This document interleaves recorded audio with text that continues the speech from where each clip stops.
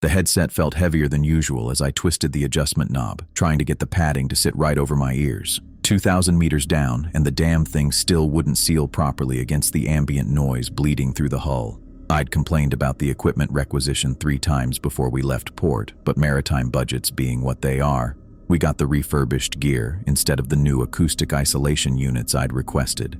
The deep current's descent felt different this time.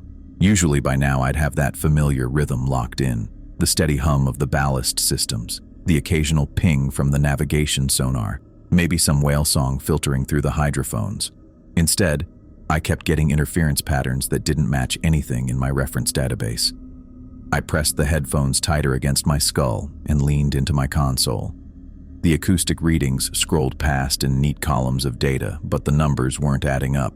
Frequency signatures kept shifting outside normal parameters. Water temperature was reading steady, salinity levels normal, current patterns exactly what we'd predicted from the surface surveys.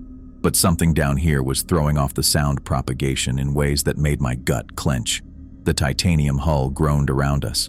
Not unusual. We were well past the point where water pressure could crush a car like a tin can. But this felt different, more personal. Like the ocean was testing us, seeing how much we could take before something gave way. I glanced over at Becky, hunched over her research notes at the narrow table bolted to the starboard wall. She had 3 weeks' worth of anomaly reports spread out in front of her, cross-referenced with bathymetric charts and acoustic survey data. Her pen moved across the pages in quick, precise strokes, underlining passages and scribbling margin notes in her careful handwriting. "Still trying to make sense of those signals?" I asked. She looked up, adjusting her wire-rimmed glasses. "The patterns are too regular for natural phenomena. Look at this." She turned one of the reports toward me. Acoustic returns at precise intervals. Same frequency band, same duration, recorded at the exact coordinates we're heading toward. I squinted at the data plots. She was right. The signal characteristics showed mathematical precision that you just don't see in nature. Ocean floors are messy places. Volcanic activity, sediment drift, tectonic movement, all of it creates irregular surfaces that bounce sound waves in chaotic patterns. But these readings showed geometric regularity that made my technical training itch with unease. "Could be equipment malfunction," I said, though I didn't believe it myself. 3 different research vessels recorded identical signatures over a 6-month period. All different equipment manufacturers. Bodhi's voice cut through our conversation from the pilot station. "Coming up on the coordinates now. Aaron, I need those acoustic arrays focused forward. Whatever's down there, I want to know about it before we're sitting on top of it." I turned back to my console and started adjusting the sonar array configuration. The forward-looking transducers came online with their familiar electronic chirp, and I began mapping the terrain ahead of us. The display screen filled with topographical data as sound waves bounced off the ocean floor and returned to our sensors. That's when I realized something was seriously wrong. The seafloor signature wasn't showing the typical volcanic ridges and sedimentary trenches you'd expect at this depth. No jagged peaks or random boulder fields. No gradual slopes carved by millennia of deep water currents. Instead, the acoustic returns painted a picture of surfaces so smooth they might as well have been machined. I ran a diagnostic check on the equipment. All systems showed green. Signal strength was optimal, frequency calibration was dead on, and the processing algorithms were running clean. But the data streaming across my screen defied everything I knew about natural geological formation. "Bodhi," I called out, my voice tighter than I'd intended. "You need to see this." He locked the steering controls and moved over to look at my display. The sonar map showed perfectly flat planes arranged in mathematical patterns, right angles where there should have been erosion curves, straight lines where water pressure and time should have created organic shapes. "That's not possible," he said. But there it was, rendered in precise detail by our acoustic sensors. The ocean floor beneath us had been arranged into geometric patterns that stretched beyond the range of our equipment. Rectangles the size of football fields, positioned with architectural precision. Connecting corridors that ran in perfect straight lines for hundreds of meters before turning at exactly 90-degree angles. I kept adjusting the gain and frequency settings, hoping the readings would shift back into something that made sense. But every adjustment only confirmed what we were seeing. Whatever was down there had been built, not formed. "External floods," Bodhi ordered, moving back to his pilot station.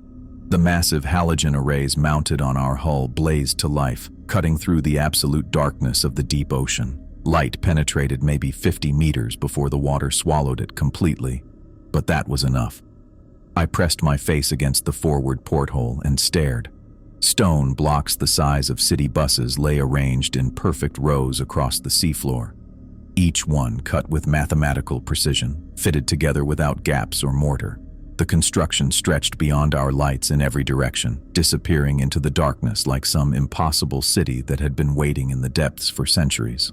The architecture resembled something ancient, but the scale dwarfed anything human civilization had ever attempted.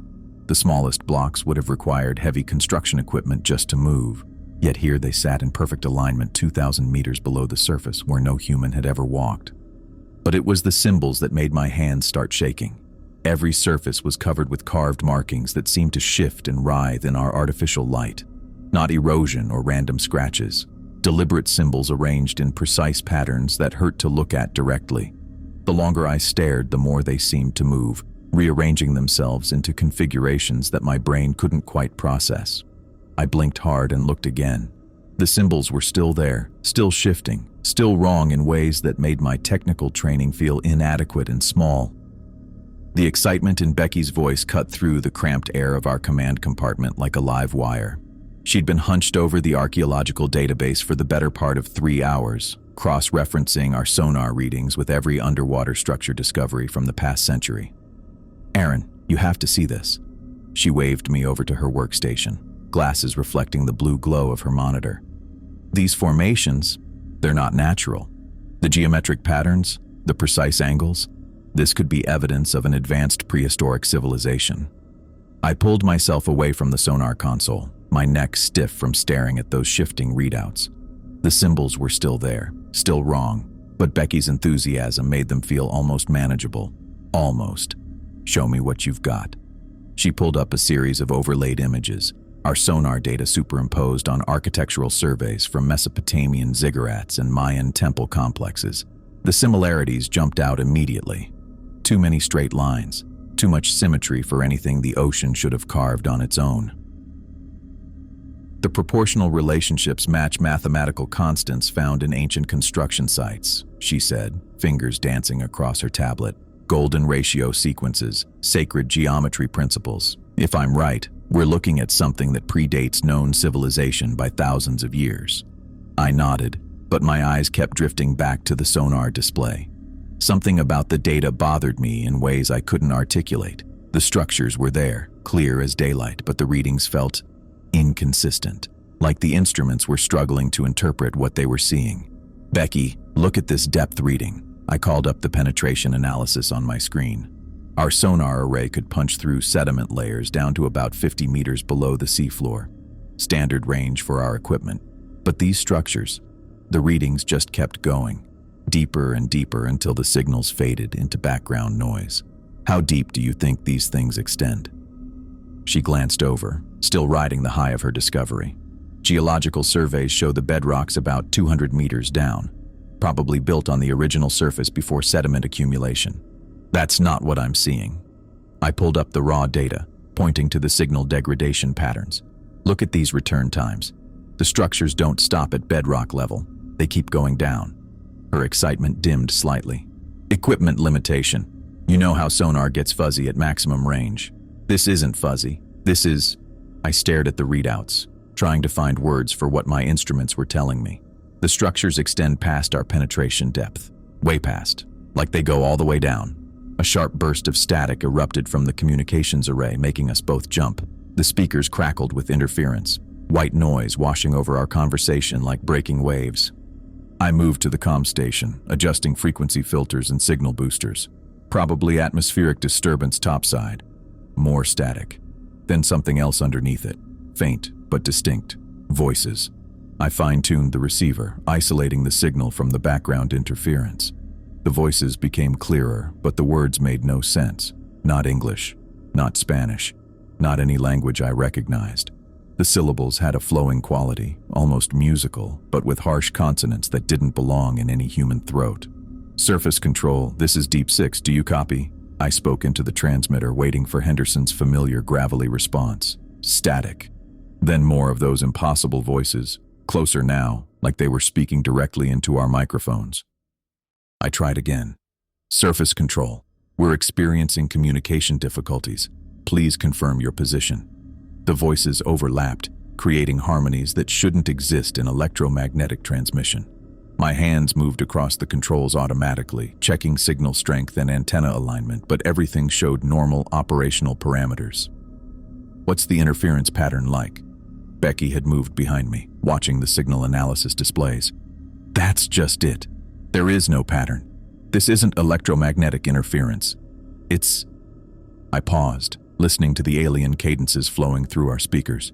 It's voices. Multiple speakers. Unknown language. She frowned, pulling up atmospheric data on her tablet.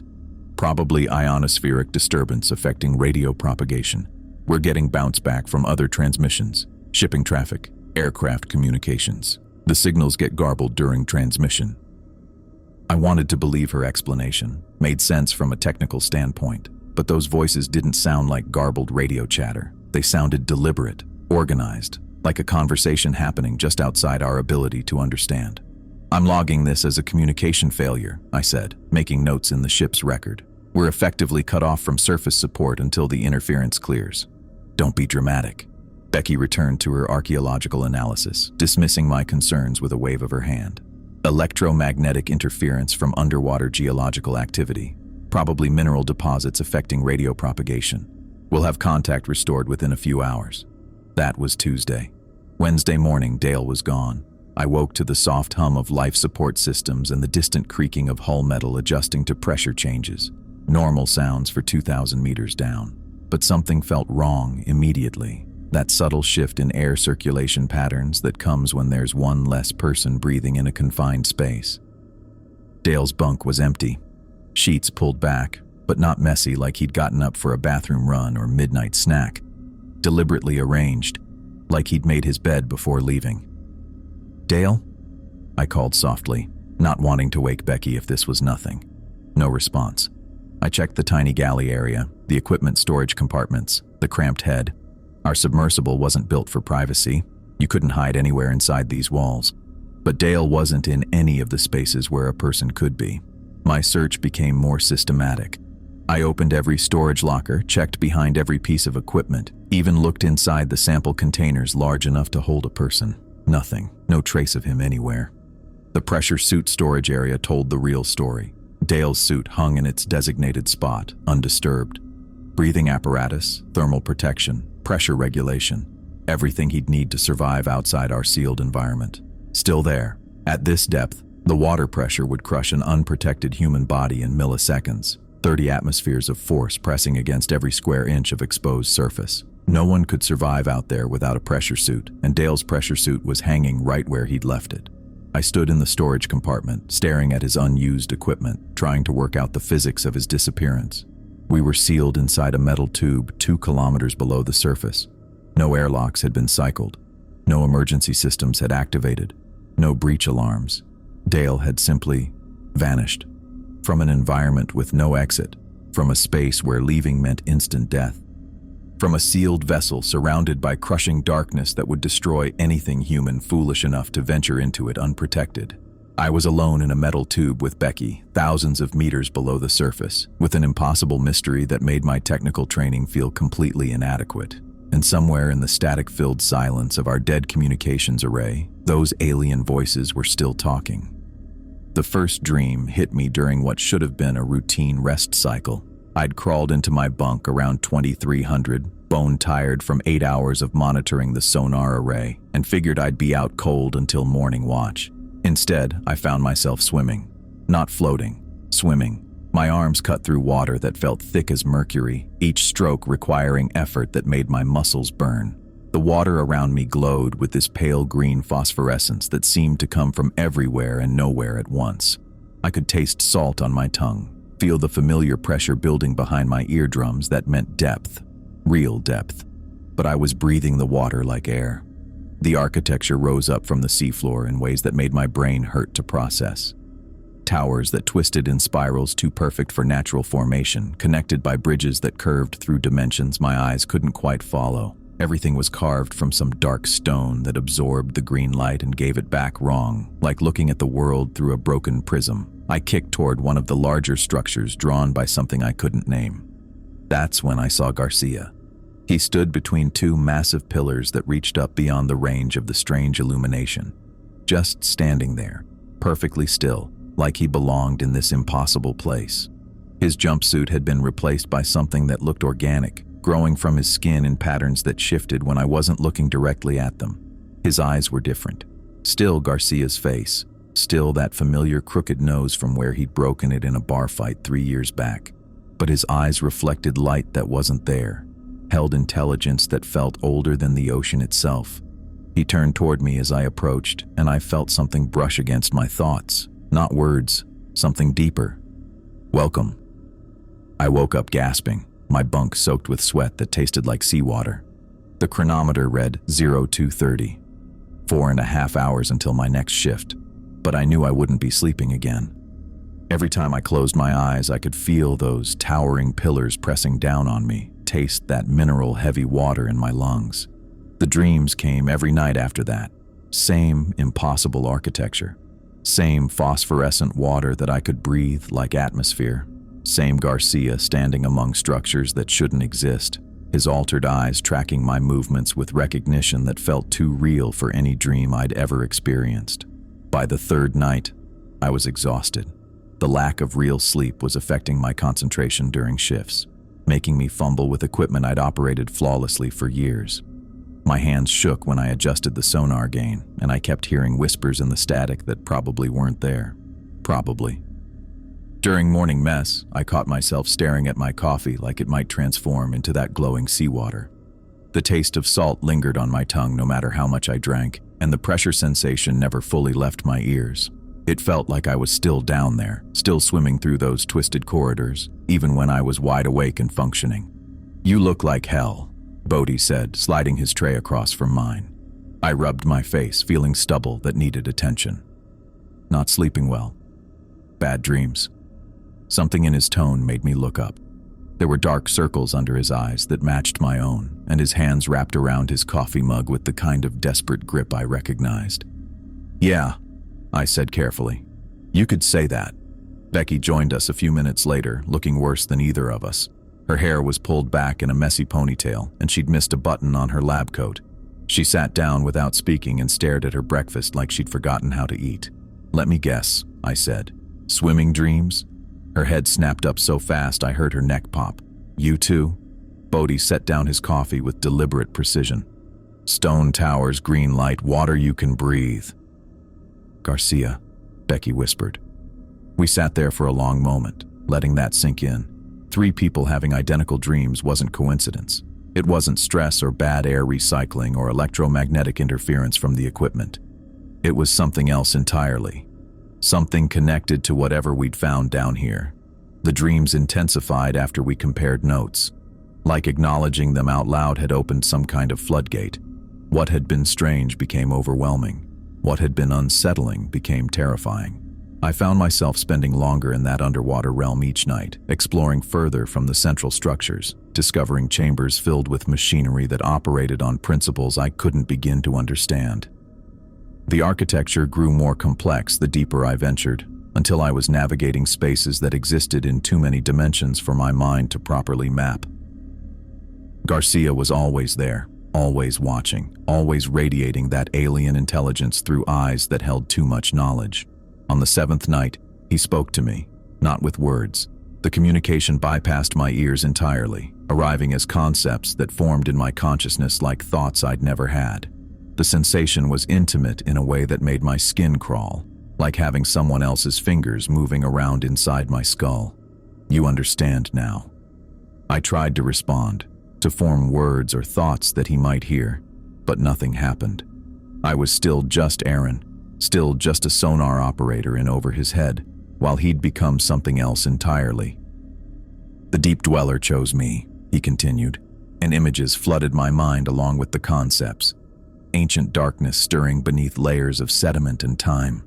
Consciousness so old it predated human civilization by millions of years. Intelligence that had slumbered in the deepest trenches while continents shifted above.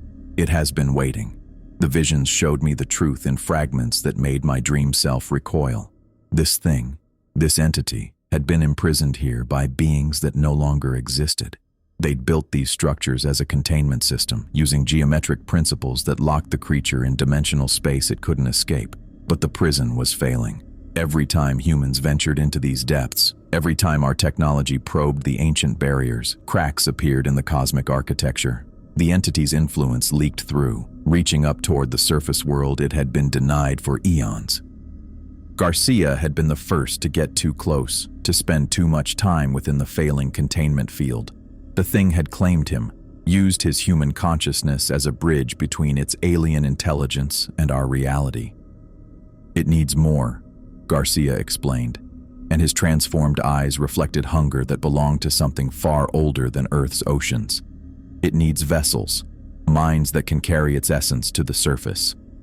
I understood then why we were all having the same dreams, why the architecture felt so real, why I could taste salt water and feel crushing pressure even while lying in my bunk. The entity was preparing us, changing us slowly, making our minds compatible with its ancient consciousness. But as the revelation settled into my dream awareness, another understanding crystallized.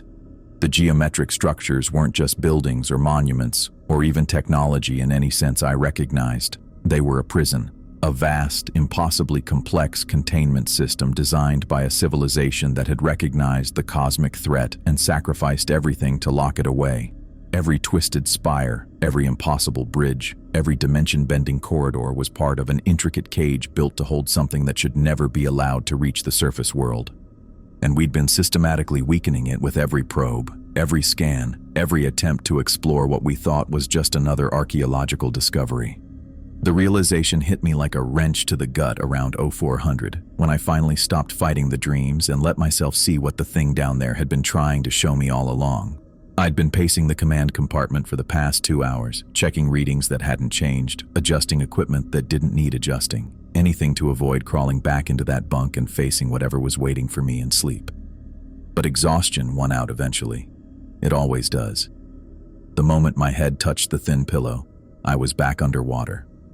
Not swimming this time. Standing on the ocean floor, breathing liquid like air, watching patterns of light pulse through the creature's massive form. And for the first time since this nightmare started, the thing actually talked to me. Not those alien whispers bleeding through our communications array. Real conversation. "You understand now," it said without words, the meaning flowing directly into my thoughts like warm syrup. "Your presence here was never accidental." The seafloor around me shifted, showing images that played out like some twisted documentary. Our research vessel 3 weeks ago, following signals our instruments had detected, anomalous readings that our geological surveys couldn't explain. Bodhi making the decision to investigate. All of us thinking we'd stumbled onto something significant. Except we hadn't stumbled onto anything. "Those signals," the entity continued, and I could feel something like amusement radiating from its consciousness. "Your instruments interpreted them as seismic activity, geological phenomena, but your species always assumes natural explanations for what you cannot comprehend." The images shifted again. I saw the signals as they really were, not tectonic shifts or underwater volcanic activity, but the creature's own mental emanations. Psychic broadcasts reaching across hundreds of miles of ocean, testing and probing and searching for the right kind of minds. My stomach dropped as the full scope of it became clear. We hadn't detected anything geological at all. We'd been listening to the thing's thoughts. Crude translation through your primitive equipment, it acknowledged, but sufficient to draw you here. Your research vessel was selected specifically, Aaron Johnson. Your crew profiles were analyzed and deemed suitable for our purposes. I wanted to ask how it knew our names, how it had accessed our personnel files, but the answers came flooding through before I could form the questions. The entity had been monitoring human deep-sea exploration for decades. Every research mission, every survey vessel, every attempt to map the ocean's deepest regions. It had been watching us, learning about us, studying our psychological profiles through methods I couldn't begin to understand. "Your captain," it said, and Bodhi's face materialized in the water around me, driven by scientific curiosity, but pragmatic enough to withdraw when necessary. Useful for drawing you to the coordinates, but too cautious for our feeding requirements. Becky appeared next, her expression intense and focused as she worked over her archaeological databases. The historian, obsessed with discovery, but her mind too rigid, too committed to established patterns. She lacks the psychological flexibility we require. Then Dale's face, grinning and relaxed as he worked on some mechanical problem. The engineer, adaptable and technically skilled, but his consciousness too grounded in physical reality, insufficient for our purposes. Finally, my own reflection stared back at me from the water. But you, Aaron Johnson, methodical yet anxious, observant yet prone to overthinking. Your mind processes multiple possibilities simultaneously, creating the neural pathways necessary for successful integration. The word integration sent ice through my veins. I tried to speak, to demand explanations, but the creature was already showing me what it meant. Garcia floated past us, his face serene and empty, his consciousness no longer entirely his own. He moved with the slow, deliberate motions of something being controlled from the outside. His thoughts, what remained of them, had been absorbed into the entity's collective awareness. He accepted the transition willingly, the creature explained. Once he understood the futility of resistance. Your communication specialist now serves a higher purpose, his individual consciousness preserved within our collective experience. I felt sick. Garcia hadn't been killed. He'd been recruited. His mind harvested and added to whatever passed for the thing's neural network. And I was next on the list. The choice is yours, it continued. And suddenly I wasn't standing on the seafloor anymore. I was back in our command compartment, watching Becky and Bodie work frantically at their stations. Except something was wrong with the scene. Their movements were too slow, their voices distorted and strange. Your crewmates continue their research, unaware that their consciousness is slowly being absorbed. Each passing hour, each moment of exposure to our influence, draws them deeper into our collective awareness.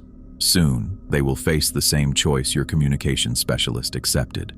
The image shifted again. Now, I was watching Becky collapse over her workstation, her face slack and empty. Then Bodie, his hands falling away from the controls as his eyes went blank and staring. Join us willingly, the entity offered, and their transition will be gentle. Their individual personalities preserved within our collective consciousness. Their knowledge and experiences added to our understanding of your species. Refuse and watch as we consume them piece by piece, their minds torn apart by resistance they cannot sustain. I tried to scream, tried to break free from whatever psychic hold the thing had on me, but my voice wouldn't work. The dream held me tight, forcing me to witness what would happen to my crewmates if I didn't cooperate. You believe this is cruelty, it said, reading my thoughts as easily as scanning a sonar display, but you do not understand the greater purpose we serve. Your species has grown too bold in its exploration of the deep ocean, too aggressive in its attempts to map and catalog regions that must remain hidden. More images flowed through the water around me. Research vessels like ours, dozens of them, exploring trenches and abyssal plains across the Pacific, each one representing a threat to the entity's existence. For millennia, we have maintained the balance. Human civilization confined to shallow waters and surface territories, while the deep ocean remains our domain. But your technology advances. Your exploration becomes more sophisticated. Soon you will develop the capability to reach depths that threaten our survival. I watched in horror as the creature showed me what it had been doing to protect itself. Research teams eliminated, their vessels destroyed, their crews consumed or driven mad by psychic influence. All of it carefully orchestrated to look like equipment failures, natural disasters, human error. 27 expeditions in the past decade, it explained with something like pride. Each one eliminated before they could report our existence to the surface world. Each crew absorbed into our collective consciousness. Their knowledge used to better understand and counter your species' expanding capabilities. The scope of it staggered me. 27 research teams, hundreds of people, all gone, all absorbed into this thing's twisted version of eternal life. But that wasn't the worst part. We are not alone, the entity continued, and suddenly the seafloor around me expanded, showing vast distances of ocean I'd never imagined. The Pacific contains 43 separate entities of our kind. The Atlantic houses 37. Even your smaller seas contain representatives of our species. Dozens of them. Dozens of creatures like this one, scattered across the world's oceans, all working toward the same goal, all systematically eliminating human exploration teams to protect their underwater domains. A coordinated effort, it confirmed. Your species' deep-sea exploration capabilities represent an existential threat to our survival. We have reached the conclusion that direct intervention is necessary. I felt the dream starting to fade, the psychic connection weakening as my exhausted mind finally began to wake. But the entity's final message came through crystal clear. Consider our offer carefully, Aaron Johnson. Your answer will determine not only your fate, but the fate of your remaining crewmates. And know that regardless of your choice, your species' expansion into the deep ocean will be stopped. I jerked awake in my bunk, sweat soaking through my jumpsuit, heart hammering against my ribs. The command compartment was quiet around me, just the steady hum of life support and the distant whisper of water against our hull. But I knew the silence was temporary. Somewhere in the depths below us, 43 entities were coordinating their efforts to keep humanity away from the deep ocean. And our little research vessel had just become ground zero in a war most people didn't even know existed. I knew I had to play along. Couldn't let that thing know what I was really thinking, not when it had its hooks so deep in everyone's heads. So when it pressed against my mind again, offering me visions of understanding and power, I nodded like I was buying every word. Yes, I said out loud, letting my voice carry the exhaustion I actually felt. I want to understand. The entity's presence shifted, satisfied. I could feel it settling back, confident it had another convert. But while it was busy congratulating itself, I was already thinking through the emergency protocols we'd drilled 100 times back in training. The beacon system. Every deep-sea vessel carried one, a high-powered acoustic transmitter designed to punch through 2,000 meters of water and reach the surface fleet. Standard operating frequency was around 12 kilohertz, with enough power to scramble every piece of electronic equipment within a 50-meter radius. But I wasn't thinking about standard operation. I'd noticed something during those dreams, those forced visions the creature kept shoving into my skull. Every time it made contact, there was a resonance, a frequency that seemed to carry its influence. My brain had been cataloging it without me realizing. 28.7 kilohertz, modulated in patterns that felt wrong on every level. If I could reverse engineer that frequency, the thought hit me like a live wire. What if the entity's psychic influence operated on the same principles as active sonar? Sound waves, resonance, interference patterns. Everything had a frequency. Everything could be disrupted. I started moving through the command compartment like I was just restless, checking readings that hadn't changed in hours. But really, I was accessing the emergency systems panel, memorizing the beacon's technical specifications. Frequency range, power output, modulation capabilities. The beacon could hit frequencies up to 30 kilohertz. Close enough. Aaron. Bodhi's voice made me jump. He was standing by the navigation station, staring at nothing. Do you feel it calling? Yeah, I said, keeping my voice steady. I feel it. But what I really felt was the weight of the acoustic dampeners built into the beacon housing. If I could modify the output frequency and reverse the modulation pattern I'd been hearing in my head, I might be able to create interference, disrupt whatever carrier wave the entity was using to maintain its hold. The trick would be timing.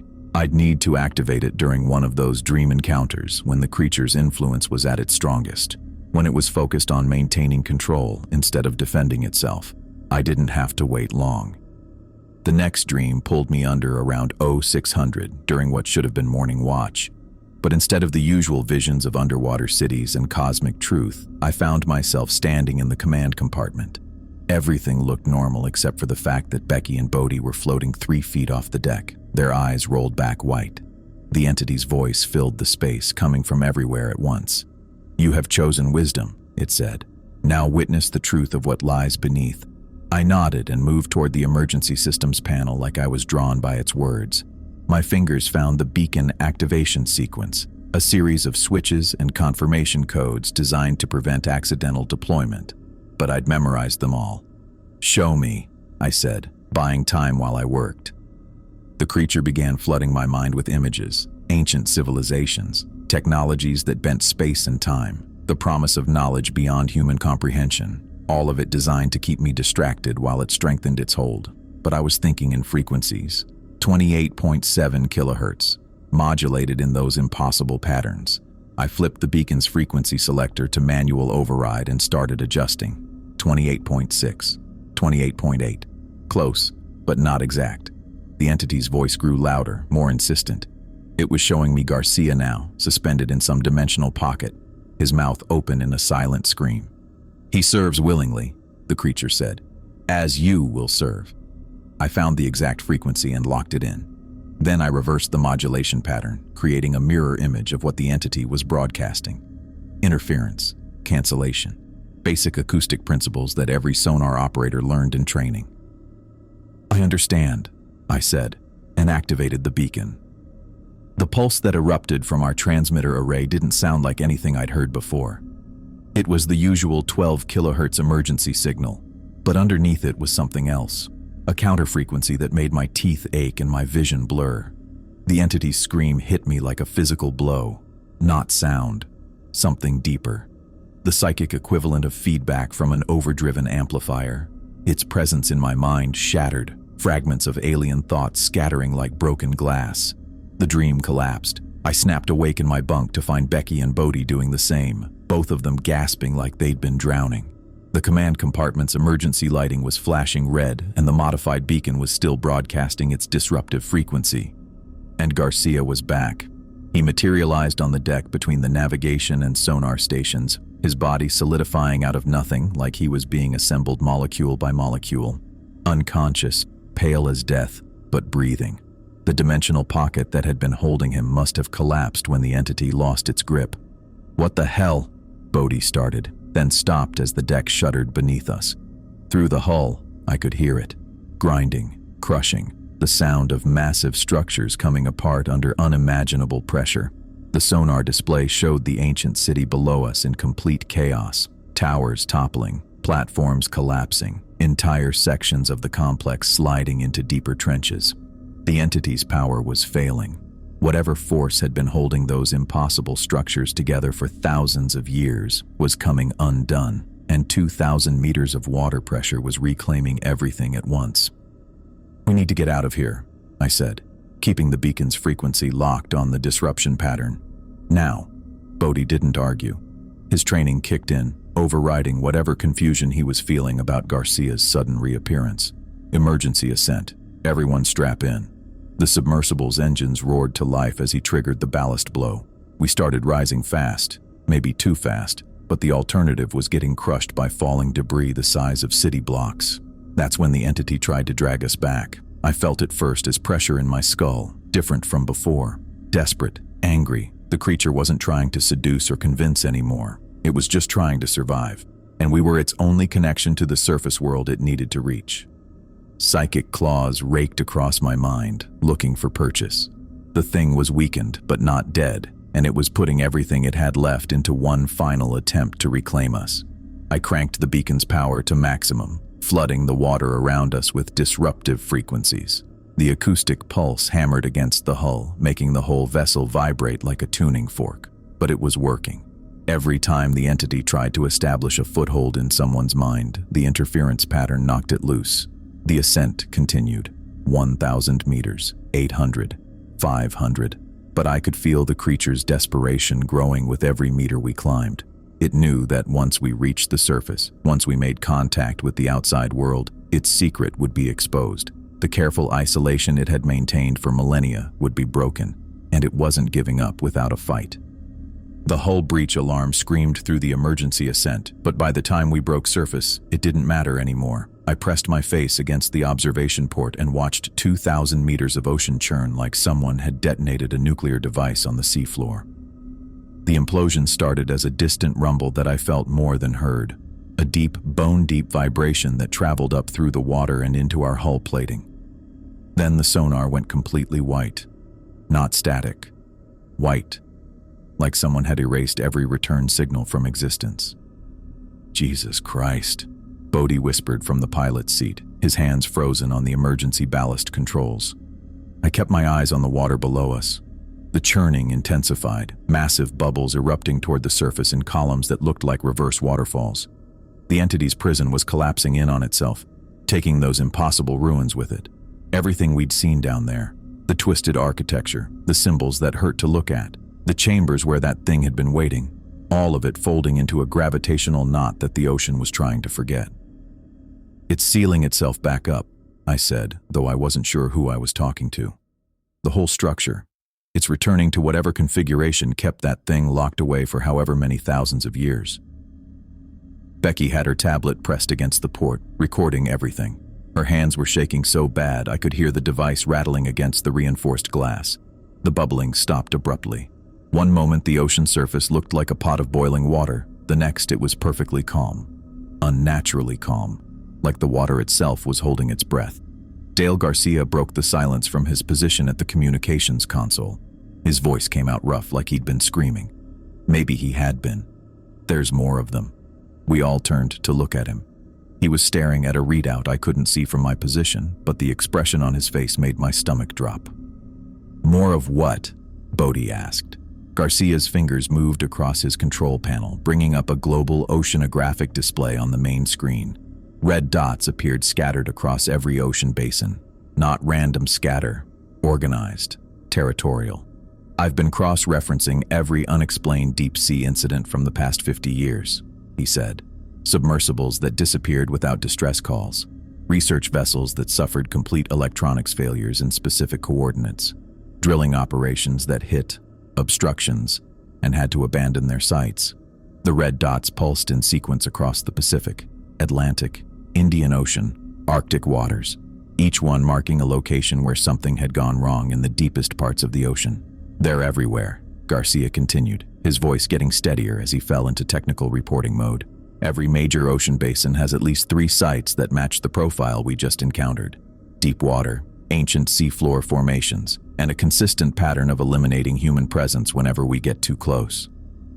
I stared at the display, counting red dots. 47 visible markers, and Garcia was still pulling data. "How long have they been down there?" Becky asked. "Based on the geological evidence, millions of years, maybe longer." Garcia pulled up another screen showing seafloor age maps. These sites correspond to some of the oldest oceanic crust on the planet. They were here before continental drift finished arranging the current land masses. The reality hit me like a decompression accident. Sudden, violent, complete. We hadn't discovered some isolated anomaly buried on the ocean floor.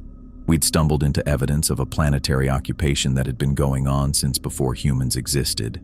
These things had been down there the entire time our species was crawling out of caves and building civilizations, and they'd been systematically eliminating anyone who got close enough to threaten their secrecy. "Every deep-sea exploration that goes missing," I said, the pieces falling into place in my head. "Every time we lose contact with a research vessel in the deepest waters, it's not equipment failure. It's pest control," Dale finished. The emergency beacon on our communications array started blinking. Standard protocol required us to report our position and status within 6 hours of surfacing. In 12 hours, Coast Guard vessels would start looking for us. But what exactly were we supposed to tell them? Bodhi must have been thinking the same thing because he turned away from the pilot controls and looked at each of us in turn. His face had aged about 10 years in the past hour. "We need to decide what we're going to say," he said, "and we need to decide right now." I thought about the official report we'd have to file. Equipment malfunction forcing emergency ascent, loss of primary research data due to system failure, standard bureaucratic language that would bury the truth under layers of technical jargon and administrative processing. "Nobody's going to believe what really happened down there," Becky said. She'd stopped recording and was now just staring at the calm water where those massive implosions had been. "Even if we had video evidence, even if we could prove every detail, the implications are too big, too dangerous." She was right. The discovery that Earth's oceans contained an active network of predatory intelligences would fundamentally change how humanity thought about the planet we lived on. No more deep-sea mining. No more abyssal research. No more assumption that the deepest parts of the ocean were empty wilderness waiting for exploration. The knowledge would transform our relationship with 70% of Earth's surface from frontier territory into forbidden zone. "We tell them exactly what happened," Garcia said, surprising all of us. "Every detail, every reading, every encounter." "Dale," Bodhi started. "No, listen to me." Garcia pulled up the global display again, those red dots still pulsing across every ocean basin. Look at this data. These incidents have been happening for decades. Centuries, probably. How many research teams have encountered these things and decided to keep quiet? How many people have died because the next expedition didn't know what they were walking into? I could see his point, but I could also see the problem with it. And what happens when this information reaches the wrong people? I asked.